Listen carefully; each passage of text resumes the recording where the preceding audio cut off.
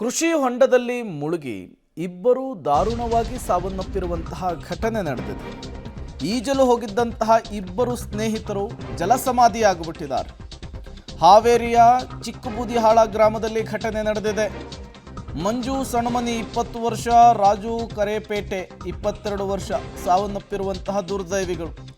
ಜಮೀನಿನ ಕೃಷಿ ಹೊಂಡದಲ್ಲಿ ಈಜಲಿಕ್ಕೆ ಹೋದಂತಹ ಸಂದರ್ಭದಲ್ಲಿ ದುರ್ಘಟನೆ ಸಂಭವಿಸಿಬಿಟ್ಟಿದೆ.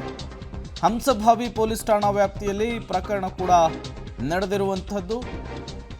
ಎದೆ ಎತ್ತರಕ್ಕೆ ಬಂದಂತಹ ಮಕ್ಕಳನ್ನು ಕಳೆದುಕೊಂಡಂತಹ ಪೋಷಕರ ಆಕ್ರಂದನ ಮುಗಿಲು ಮುಟ್ಟಿದೆ. ಇಬ್ಬರ ಫೋಟೋವನ್ನು ಗಮನಿಸ್ತಾ ಇದ್ದೀರಿ.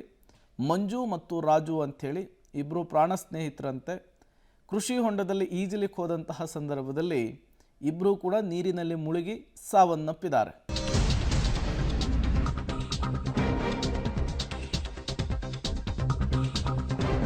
ಕೃಷಿ ಹೊಂಡದಲ್ಲಿ ಮುಳುಗಿ ತಂದೆ ಮಗ ಸಾವು. ಚಿತ್ರದುರ್ಗ ತಾಲೂಕಿನ ಅಲ್ಲೂರು ಸಿಂಗಾಪುರದಲ್ಲಿ ಘಟನೆ ನಡೆದಿದೆ. ಈಜಲಿಕ್ಕೆ ಹೋದಂತಹ ಸಂದರ್ಭದಲ್ಲಿ ನೀರಿನಲ್ಲಿ ಮುಳುಗಿ ಸಾವನ್ನಪ್ಪಿರುವಂತಹ ಶಂಕೆ. ತಂದೆ ಬಸವರಾಜ್ 50 ವರ್ಷ, 15 ವರ್ಷದ ಪುತ್ರ ಆಕಾಶ್ ಸಾವನ್ನಪ್ಪಿದ್ದಾರೆ. ಸ್ಥಳಕ್ಕೆ ಗ್ರಾಮಾಂತರ ಠಾಣೆಯ ಪೊಲೀಸರು ಭೇಟಿ ಕೊಟ್ಟಿದ್ದಾರೆ, ಪರಿಶೀಲನೆಯನ್ನು ನಡೆಸಿದ್ದಾರೆ. ಚಿತ್ರದುರ್ಗದ ಗ್ರಾಮಾಂತರ ಠಾಣಾ ವ್ಯಾಪ್ತಿಯಲ್ಲಿ ಈ ಘಟನೆ ನಡೆದಿದೆ.